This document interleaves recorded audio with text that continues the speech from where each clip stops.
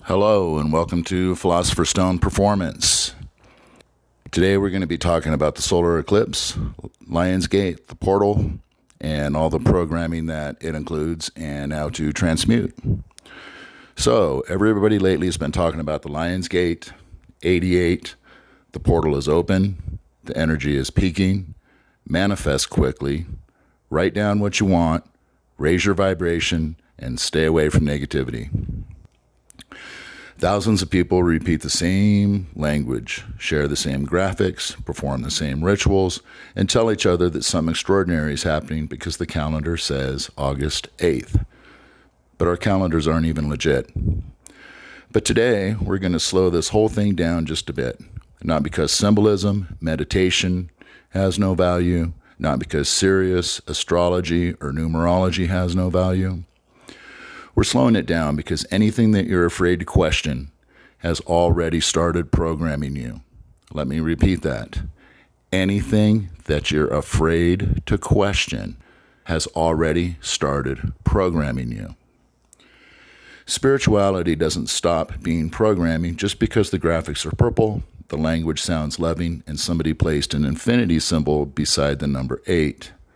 This is Philosopher's Stone Performance. Here we don't run from darkness. We don't decorate unconscious programming with spiritual language. We bring it into the violet flame, transmute the distortion, and return that energy to conscious use. Because the real Philosopher's Stone isn't a magical object outside of you. The stone is the stabilized result. The flame is the transmuting operation, and you are the vessel. Now, what's actually happening, on August 12th, we have a real astronomical event. A total solar eclipse.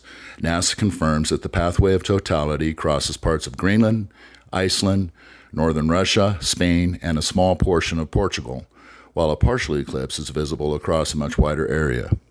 Now here's where the discernment matters. In tropical astrology, the eclipse occurs in Leo. Here we use the Sidereal system throughout the Philosopher's Stone performance readings. The eclipse occurs at approximately 25 degrees Cancer in Ashleisha Nakshatra.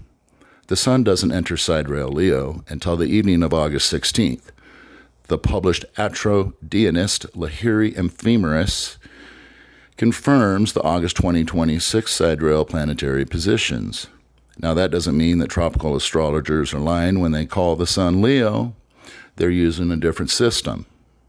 The problem begins when people mix several different systems together, remove the distinctions, and present the finished spiritual smoothie as an objective astronomical fact. They take tropical Leo, they add a numerology of 88, they add Sirius, they add ancient Egypt. They add pyramids, DNA activation, manifestation language, and a portal opening on a fixed date. Then the whole package gets repeated so often that nobody asks where one system ends and the next one begins. This is how programming works. Programming doesn't always arrive through something ugly. Sometimes it arrives through something beautiful. Sometimes it promises that you're something very special. Sometimes it tells you that you're one of the only awakened people who can feel an energy that everybody else is too unconscious to recognize, those NPCs. Sometimes programming wears a suit, sometimes it wears a priest's robes, and sometimes it even wears violet clothing, posts a lion graphic, and tells you the universe is waiting for you to type, "I receive," in the comments.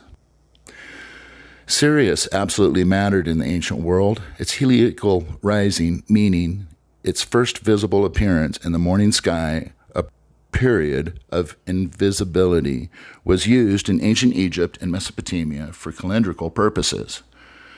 But its first visible rising is not one universal event occurring everywhere on Earth on August 8th. Scholarly astronomical research explains that visible rising of Sirius depends upon the relative positions of Sirius and the Sun, the observer's horizon, geographic location, atmospheric conditions. Even in ancient Egypt, visibility could vary according to location and atmospheric distinction. So when someone says the entire planet experiences the same objective Sirius portal on August 8th, we're no longer dealing with a simple astronomical fact. We're dealing with the symbolic spiritual interpretation. There's nothing automatically wrong with symbolism. 8 can represent power, continuity, balance, and infinity to some. A lion can represent courage. Sirius can represent illumination. You're allowed to work with the symbols, but call symbolism symbolism. Don't surrender your discernment because millions of people reposted the same claim. Don't be a parrot. And don't mistake participation in spiritual trend for actual transmutation. Now, the programming behind the portal. This is where the solar eclipse becomes extremely important, because this isn't a Sidereal Leo eclipse becoming more visible, more celebrated, or more special. This is a Cancer eclipse in Ashleisha. Cancer deals with emotional operating system, family, home, belonging, memory, and safety. The inherited reactions that were installed before you had the language to understand what was happening. And Ashleisha goes deeper. Ashleisha reveals the knot underneath the behavior, the hidden agreements, emotional hooks, thought loops, family loyalties, guilts, fears disguised as intuition, control disguised as love, manipulation disguised as protection. Ashleisha can show us where energy has become psychologically entangled. And this eclipse isn't simply asking what you want to manifest. It's asking, who taught you what you were allowed to want? Who taught you what success should look like? Who taught you that being seen meant being valuable? Who taught you that disagreement meant rejection? Who taught you that love required self-abandonment? Who taught you that spirituality meant avoiding difficulties? And who taught you that a date on the calendar had more power over you than you do? Those are eclipse questions, because the solar eclipse temporarily interrupts the ordinary light of the sun. Symbolically, it can interrupt the identity and perception we normally take for granted. It creates a gap in the familiar signal. And when the old signal gets interrupted, the programming underneath becomes easier to observe. Not so we fear it, not so we can predict catastrophe, so we can transmute it. The collective programming. Ashleisha's third pada connects the eclipse with Aquarius's energy at the Navamsha level. That adds the collective field, groups, movements, online communities, algorithms, viral beliefs, and collective emotional contagions. The need to belong can make people repeat things they've never investigated, not because they're stupid, because belonging is one of the deepest human survival programs. For most of human history, separation from the group could mean death. The ancient survival circuitry is still active. Now, the tribe might be an online spiritual community. The threat might not be physical death. It might be losing approval, being called negative, being told your vibration is low, being accused of blocking abundance because you ask for evidence. So people learn to repeat the accepted language. They learn which emotions are allowed. They learn which questions receive praise and which questions cause rejection. Then they call that conditioning awakening. But consciousness isn't agreement. Consciousness is the capacity to observe the agreement forming inside you. We've talked about this before. Fear disguised as spirituality is still fear. I don't watch the news because it lowers my vibration. I don't discuss difficult subjects because I might attract them. I only focus on love and light. That can sound peaceful, but if you're avoiding reality because you're frightened that observing it will contaminate you, then the fear is still running the system. You can't transmute what you refuse to see. You can't become free from a program you're terrified to examine. The goal isn't to absorb every terrible thing happening in the world. It isn't to become addicted to conflict. It's to learn how to observe without becoming, to feel without drowning, to see the darkness without worshiping it or running from it. That's transmutation. Mars enters Ardra shortly before the eclipse. Ardra is a storm nakshatra ruled by Rahu. At the same time, Rahu occupies Danshita, a nakshatra ruled by Mars. This creates a powerful Mars-Rahu exchange through the nakshatras. The mental atmosphere can become fast, sharp, and overstimulated. People may react before understanding, speak before verifying, post before processing, turn disagreements into war, confuse adrenaline with intuition, confuse urgency with divine guidance. So one of the most important messages of this eclipse is, don't let speed impersonate clarity. Your first reaction may be honest, but honesty doesn't automatically make it conscious. A reaction can honestly express your programming. Anger can honestly express an old wound. Fear can honestly express inherited conditioning. The question isn't whether the reaction feels real. The question is whether you're observing the reaction or whether the reaction has temporarily become you. Let's work with this now. You don't need perfect conditions. You don't need expensive equipment. And you don't need August 8th. You don't need somebody outside of you to declare that a portal has opened. Now let's sit or stand comfortably. Let your shoulders release. Unclench your jaw. Take one slow breath. Don't force it. Just allow yourself to become present enough to notice what's already happening. Now imagine or simply sense a violet flame rising beneath your feet. You don't have to manufacture a dramatic visual. Visualization isn't a performance.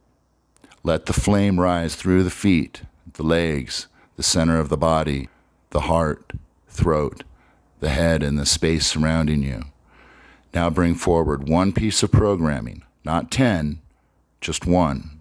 Maybe it's the need of other people to recognize my worth. I have to be spiritually special. Something outside must activate me.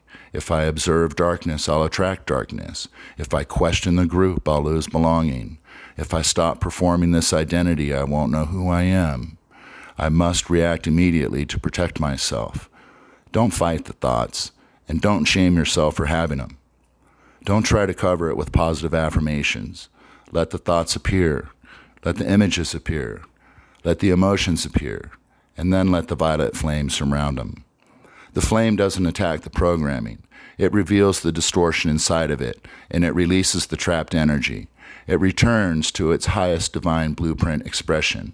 This isn't negative becoming positive. It's unconscious compulsion becoming conscious use. The need for recognition can become authentic self-expression. Fear can become discernment. Anger can become courage. Control can become responsible direction. Hypervigilance can become awareness. The need to belong can become conscious community.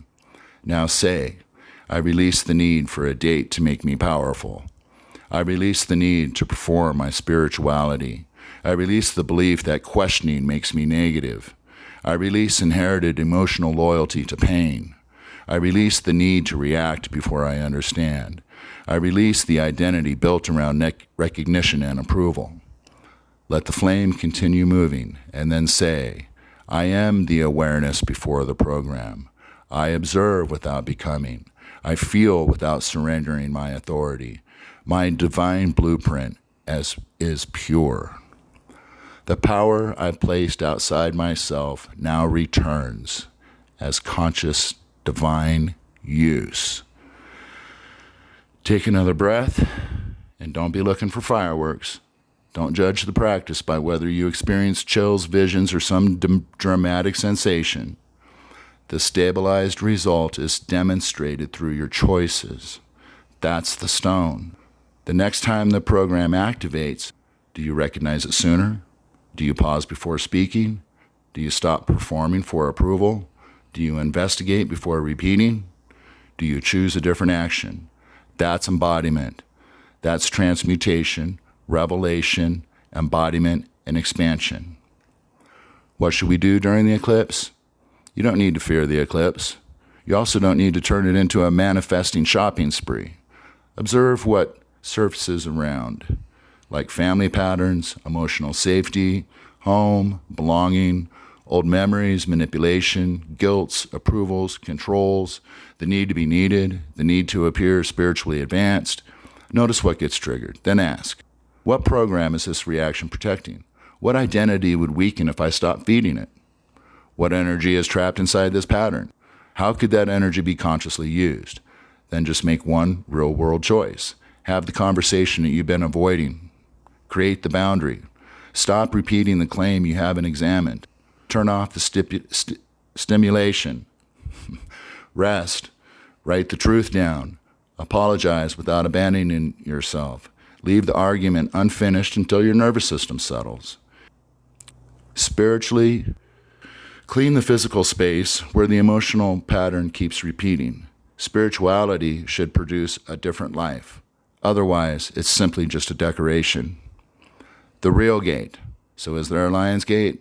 Well, there can be symbolically, but the real gate isn't controlled by August 8th. The gate opens whenever unconscious programming becomes visible enough for you to choose differently. The lion isn't an online graphic. The lion is the courage to question what your tribe rewards you for believing. The portal isn't a calendar date. The portal is the moment between activation and reaction.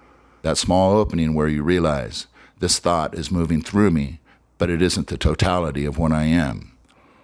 This is where freedom begins. The August 12th eclipse doesn't arrive to make us more special. It exposes the emotional machinery underneath our need to feel special. It doesn't ask us to escape the world. It asks us to stop unconsciously being controlled by the world.